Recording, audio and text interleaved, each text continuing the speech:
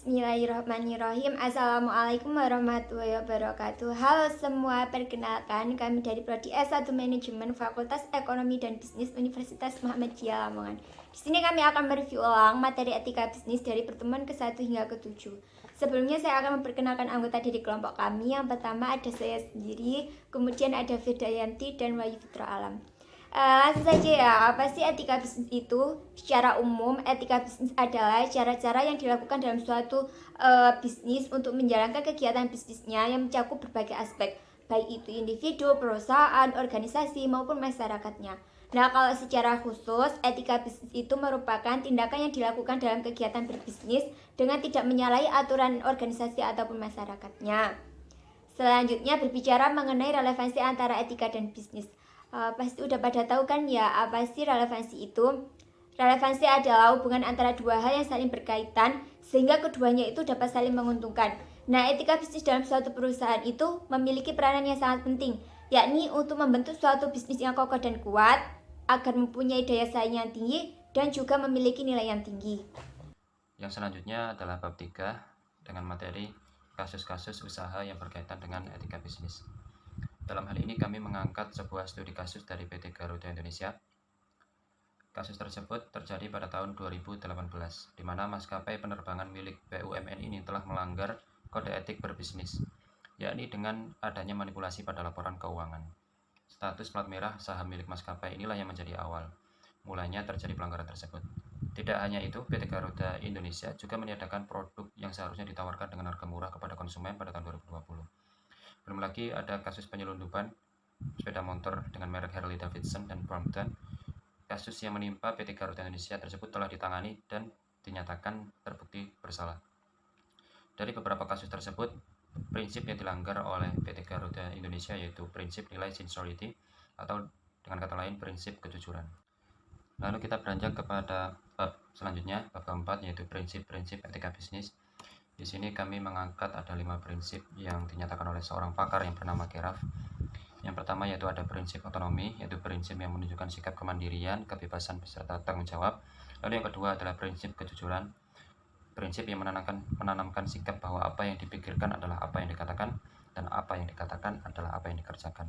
Lalu yang ketiga adalah prinsip keadilan, menanamkan sikap untuk memperlakukan semua pihak secara adil, yaitu sikap yang tidak membeda-bedakan dari berbagai aspek, baik dari aspek ekonomi, hukum maupun aspek yang lainnya.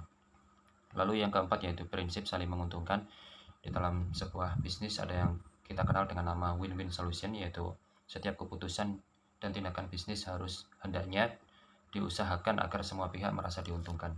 Lalu yang kelima adalah prinsip integritas moral, yaitu prinsip yang mengedepankan moralitas yang tidak merugikan orang lain dalam bertindak. Lalu pada bab kelima, kita akan membahas tentang etika bisnis di pasar dan persaingan dalam pasar kompetitif.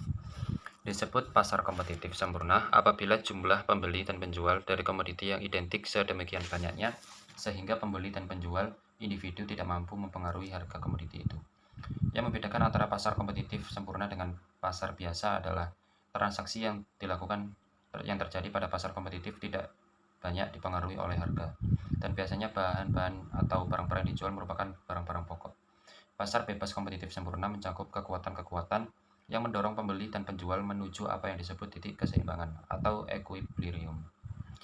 Etika yang harus dipegang oleh pelaku pasar supaya dalam kondisi ideal atau fairness, yang pertama yaitu adanya optimasi manfaat barang oleh pembeli dan penjual. Lalu yang kedua adalah pasar harus dalam kondisi equilibrium, atau setidaknya jumlah antara penjual dengan pembeli relatif sama. Pada bab 6, kita akan membahas konsep tanggung jawab sosial perusahaan. Apa sih tanggung jawab sosial perusahaan itu? Tanggung jawab sosial perusahaan atau corporate social responsibility adalah suatu konsep bahwa organisasi, khususnya perusahaan, memiliki berbagai bentuk tanggung jawab terhadap seluruh pemangku kepentingannya, yang diantaranya adalah konsumen, karyawan, pemegang saham, komunitas, dan lingkungan. Dalam segala aspek operasionalnya, perusahaan mencakup aspek ekonomi, sosial, dan lingkungan. Untuk bab 7 membahas kasus-kasus yang berkaitan dengan implementasi prinsip etika bisnis. Kita mengambil studi kasus pada PT Aqua Golden Mississippi Tbk. PT Aqua Golden Mississippi Tbk pernah melakukan pelanggaran etika dalam bisnis yang ditandai dengan melakukan eksploitasi besar-besaran pada sumber daya air yang terletak di Polanharjo, Klaten, Jawa Tengah, yang melanggar kode etik yang bersinggungan dengan tanggung jawab sosial sebagai perusahaan dalam mengelola sumber daya alam. Untuk masyarakat yang berada tinggal di sekitar pabrik tersebut masih mengalami kesulitan dalam mendapatkan air bersih. Dengan melalui evaluasi dan perbaikan dalam manajemen perusahaan, Aqua membuat program Aqua Lestari dan 1 untuk 10. Dalam hal ini dapat disimpulkan bahwa Aqua melakukan usaha untuk memperbaiki kesalahan dalam etika bisnis dengan melakukan kegiatan CSR atau tanggung jawab sosial perusahaan yang sudah dijelaskan pada bab sebelumnya di bab 6. Nah, itu tadi penjelasan dari kelompok kami mengenai materi dari pertemuan ke-1 hingga ke-7. Kurang lebihnya kami mohon maaf. Sekian dan terima kasih. Assalamualaikum warahmatullahi wabarakatuh.